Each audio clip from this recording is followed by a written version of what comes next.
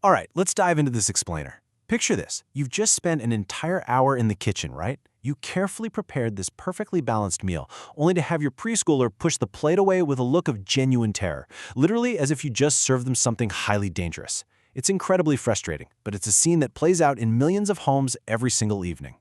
You know, if you look online, most of the advice out there is probably going to tell you that your child is simply being stubborn or that they're just testing your boundaries.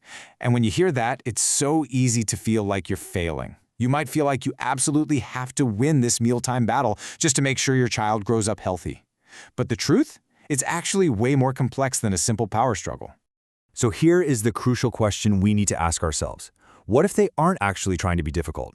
What if, and hear me out here, their brain is functioning exactly how it was designed to, specifically to protect them from potential harm? Today, we are completely debunking the myth of the stubborn eater. We're going to look at a major 2024 study that reveals exactly why a specific approach, called the responsive method, is the real secret to ending these dinnertime battles for good. Oh, and definitely stick around for the third strategy we're going to cover, because it involves this really clever social hack that helped over 40% of families in the study see an immediate improvement in their child's eating habits. Okay, so to really understand how to fix this struggle, we have to dive into some brand new research. This comes from a team led by Dr. Carolina Krupa-Kotara, and it was recently published in the journal Nutrients. This study was comprehensive. They followed 345 children, all between the ages of 1 and 6, and what they focused on is a fascinating phenomenon known as food neophobia. Basically, that's the scientific term for an irrational fear or a really strong aversion to trying new and unfamiliar foods. And honestly, the sheer scale of this issue is mind-blowing. The researchers found that neophobia isn't just some rare, passing, picky eating phase. It's a highly significant challenge that affected nearly 60% of the children they observed. That's well over half. Now, you might assume these difficulties would peak during the terrible twos, right? Well, actually, scratch that. The data showed that the risk for neophobia is actually most pronounced between the ages of 3 and 5. And this age range makes perfect sense, because it aligns exactly with the preschool years, which is when kids are experiencing this massive biological clash between two incredibly powerful forces. On one hand, they have this growing desire for autonomy. They really need to express their own will. But on the other hand, they are hardwired with an ancient evolutionary survival mechanism. This is the exact same instinct that once protected primitive humans from accidentally eating poisonous plants or toxic berries out in the wild. So think about it. When your child refuses that innocent-looking piece of broccoli, their internal threat detection center is literally flashing a poison alarm, and then their need for autonomy makes them dig their heels in even deeper. This isn't a behavior that requires punishment or, high-pressure tactics. In fact, the study found that a controlling feeding style actually correlates with higher levels of neophobia. And even worse, kids with high neophobia scores often had lower BMIs, and they were significantly more likely to be deficient in essential nutrients like iron and calcium. So what's the actual fix? The solution researchers discovered is the responsive method. It's a feeding style defined by being supportive and really understanding the child's underlying developmental needs. Now, most parents in the study totally believe they were already doing this, but the data showed that many were missing some very specific microhabits that actually move the needle. So let's walk through the 5 key steps to really master this method. Step 1. This is a super simple shift you can make tonight, embracing the 10 exposure rule. The research notes that kids dealing with neophobia only begin to accept, and eventually even enjoy, new foods after repeated, highly consistent exposure. The whole point here is deprogramming that evolutionary fear we just talked about. Look, it is so easy to give up after 3 or 4 tries because, let's be real, the rejection feels personal, and it's just exhausting. But the responsive method requires us to view every single refusal not as a failure, but as a completely necessary step in deprogramming their fear. Try to think of it not as a ruined dinner, but simply as one of the 10 required exposures their brain needs to finally register that food is safe. It totally takes the pressure off the single moment and turns it into this long-term project of building trust with new flavors. All right, habit number 2 is what we call supportive narration.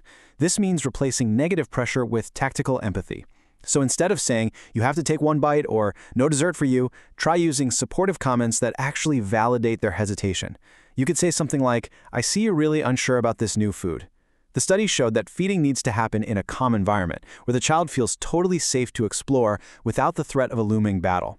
By just narrating the meal and acknowledging, hey, this new food looks a little strange, you're acting as their ally, not their adversary.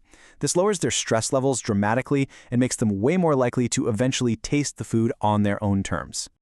Okay, here's our third strategy, the peer power-up. Remember that social hack I mentioned earlier? Well, get this. The researchers found that over 41% of caregivers saw improved eating habits when children were placed in a social peer group, like a kindergarten setting. Kids are basically tiny natural researchers. They are constantly watching their peers to figure out what's considered safe and normal. The study suggests that this peer influence can significantly ease feeding difficulties just by normalizing the act of eating diverse foods. And the best part, you can totally replicate this at home. Arrange some playdates, host small tasting parties, and completely remove your own parental pressure so your child can just observe the other kids. Seriously, seeing a friend happily munching on a vegetable often does way more to lower a child's evolutionary guard than any amount of coaching from us ever could. Moving on to the fourth microhabit, the modeling mirror. This one stems directly from the study's regression analysis, which showed that a parent's own preference for healthy eating significantly reduces their child's Neophobia score. Your kid is constantly monitoring your reactions. If they see you genuinely enjoying a variety of foods, their brain starts categorizing those items as safe and desirable. The researchers found that a parent's positive attitude toward healthy eating is literally one of the most statistically significant factors in lowering a child's fear of new foods. So, the main takeaway for us adults here? You absolutely do not have to be a perfect eater. You just need to be a visible, enthusiastic explorer of food yourself. Show them that eating is safe and fun. Finally, we have the Autonomy olive branch. This step recognizes that sometimes a food refusal is simply your child's way of asserting their growing independence. By giving them small, highly controlled choices, like asking, hey, do you want these carrots raw, or would you rather have them steamed? You're satisfying their core need for autonomy while still maintaining your overall goal of exposure. The study really highlights something crucial here. We have to separate true eating disorders from natural expressions of autonomy. We want to avoid over-medicalizing what is very often just a temporary developmental stage.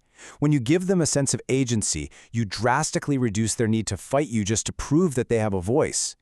Look, I know how utterly draining these mealtimes can be.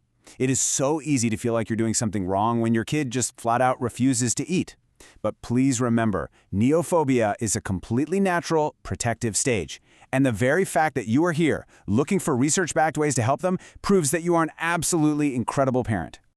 By embracing this responsive method, you aren't just trying to bribe them into eating a piece of broccoli today. You are actively building a resilient mindset and a healthy, lifelong relationship with food that's going to serve them forever.